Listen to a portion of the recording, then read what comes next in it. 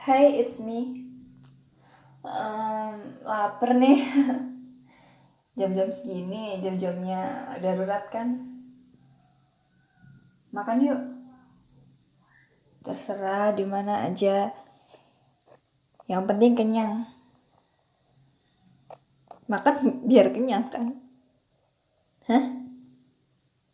Cari tempat yang instagramable. Buat apa? Yang ada malah cuman foto-foto. Kita nggak jadi makan.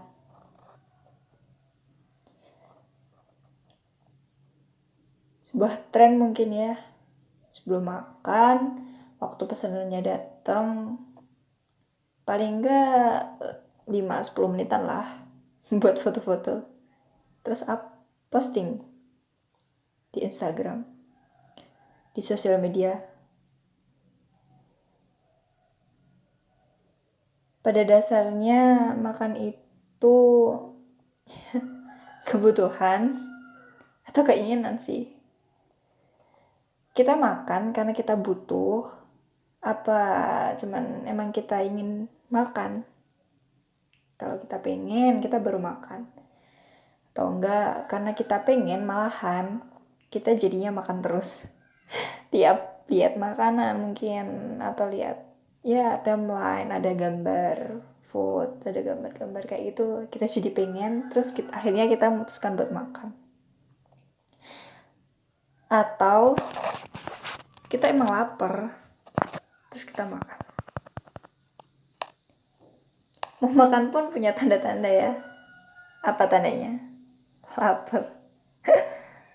Udah jadi kayak alarm tersendiri, sinyal tersendiri ke otak biar kita itu actionnya apa?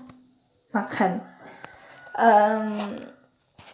Kalau makan aja punya tanda-tanda, punya ada apa ya, ada yang peka kalau kita itu butuh makan. Contohnya tadi organ-organ pencernaan kita, ada tanda-tandanya, ada sinyalnya bisa buat kita peka, terus kita akhirnya memutuskan buat makan. Mungkin sama kayak kehidupan yang lain. Contohnya doi udah kasih tanda-tanda nih. Wah, tanda-tanda apa tuh? Kayaknya dia buka hati buat gue. Ini merupakan salah satu contoh cerita dari teman-teman aku. Pernah cerita kayak gitu. Tanda-tanda tuh kan. Tanda-tanda apa? Dia buka hati buat aku. Loh, kok bisa kamu menyimpulkan kayak gitu, kan tatanya. Ya dia fast respon kalau misal aku chat dia, kalau aku ajak kemana-mana, tak ajak kemana dia mau. Wah, enak dong ya berarti. Intinya kan kalau diperjuangin terus ada respon baliknya. Tapi bisa juga sih sinyal yang diberikan tadi itu salah penafsiran. Kayak yang tadi kita lihat timeline isinya makanan, scroll isinya makanan, terus kita tiba-tiba pengen makan. Itu kan sebenarnya kita nggak lapar, terus kita makan. Sama, kita mungkin memperjuangkan seorang itu kayak timbal balik ke kita itu dalam tanda kutip baik, terus kita menafsirkan itu sebagai dia juga punya rasa yang sama kayak yang kita punya. Bisa jadi kan dia itu emang dasarnya orangnya baik, atau memang dia nggak enakan orangnya terus nggak bisa nolak. Itu bisa jadi, banyak banget faktor. Yang perlu kita pelajarin apa? Yang perlu kita tekankan, kita jangan buru-buru. Jangan buru-buru sampai salah penafsiran. Atau kita yang terlalu peka menafsirkan itu tadi sebagai bentuk dari balasan atas apa yang kita usahakan, tapi ternyata mereka hanya berusaha menjadi partner yang baik buat kita. Akhirnya apa? Kita kecewa. Apa yang sudah kita angan-angankan tadi, pada dasarnya ternyata bukan kayak gitu maksudnya. bukan dia yang benar-benar emang juga punya perasaan yang sama ke kita, punya timbal balik yang sama. Terus apa kita melabeli orang tersebut dengan hanya pemberi harapan. Kalau dari sudut pandang ini, aku rasa nggak fair ya. Mereka juga punya latar belakang, mereka juga punya alasan. Mereka juga berhak untuk didengarkan. Dan kita, sebagai pelaku utama, dengan pembenaran-pembenaran pembenaran yang klasik, kita juga nggak salah sih sebenarnya, cuman kita lebih tahu diri aja. Kalau udah ada tanda-tanda, udah ada sinyal-sinyal kayak gitu, kita lebih mawas diri. Nah, lebih baiknya lagi kita pastikan aja, kita langsung tanya, itu sebenarnya maksudnya dari sikap dia itu apa. Itu kan lebih enak ya untuk kedepannya. Atau malah ada respon yang lain.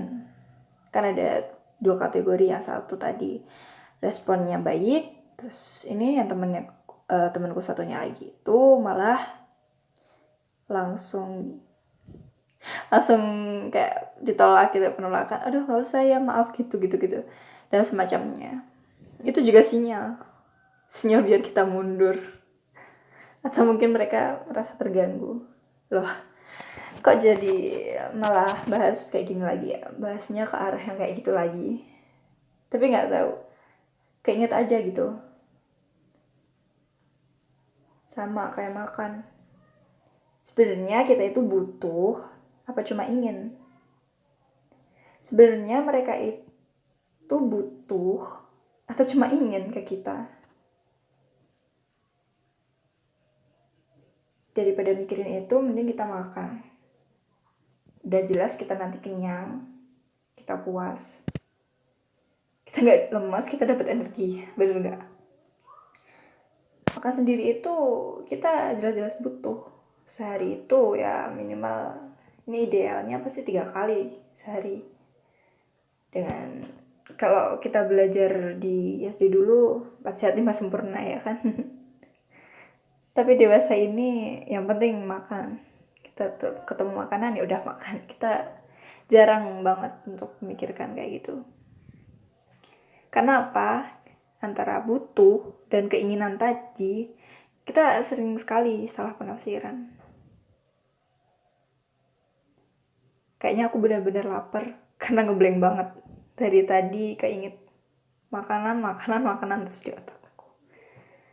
Itu antara makan dan nyemil beda lagi. Kalau makan kita emang satu piring itu kita makan. Kalau nyemil kita bisa sambil ya mungkin kita main HP, kita scroll timeline, kita sambil dengerin musik, kita nyemil. Sama-sama kenyang kan. Nah, itu alternatif. Mungkin kalian tadi salah penafsiran sinyal dari doi. Tapi nggak cukup sampai situ. Kalian punya alternatif lain.